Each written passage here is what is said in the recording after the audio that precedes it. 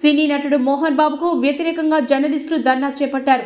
ఈ ధర్నాలో మోహన్ బాబు తన్నుడు మంచు మనోజ్ కూడా పాల్గొని వారికి మద్దతు పలికారు. ఇక మా నాన్న తరపున నేను మీడియా క్షమాపణలు చెప్తున్నా అని, మీడియాపై దాడి దారుణమని, ఇలాంటి రోజు వస్తుందని నేనెప్పుడు ఊహించలేదని, నేను ఆయన్ను ఎలాంటి ఆస్తులు అడగలేదని కంటతడి పెడుతూ వివరణ ఇచ్చారు మనోజ్. మరొకసారి మా నాన్న మోహన్ బాబు గారి తరపున జర్నలిస్టు సంఘాలకు, మీడియా ప్రతినిధులకు క్షమాపణలు వేడుకుంటున్నా అని మనోజ్ తెలియజేశారు. ఇలాంటి రోజు వస్తుందని ఊహించలేదండి. నిజంగా మీడియా మిత్రులకి, ముఖ్యంగా ఇద్దరు అన్నలకి నా క్షమాపణలు. మా నాన్న తరపున, మా అన్న తరపున నేను సారీ అడుగుతున్నాను.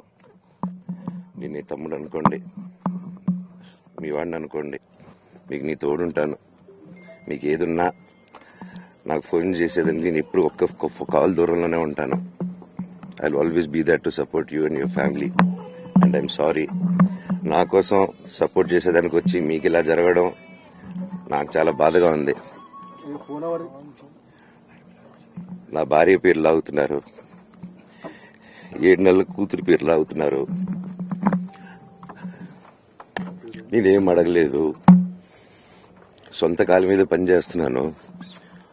మా ఆవిడ కూడా వాళ్ళ ఇంటి వైపు ఏ డబ్బు తీసుకురాలేదు, వాళ్ళ ఇంట్లోనూ డబ్బు అడగలేదు, నేను అడగలేదు, ఆస్తి అడగలేదు.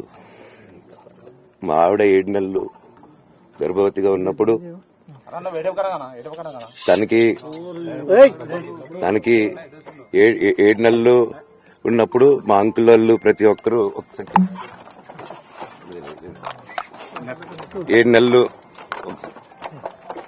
కాదు 7 నెలలు తను ప్రెగ్నెంట్ గా ఉన్నప్పుడు మా అంకులు విజయవాడలో ఉంటారు.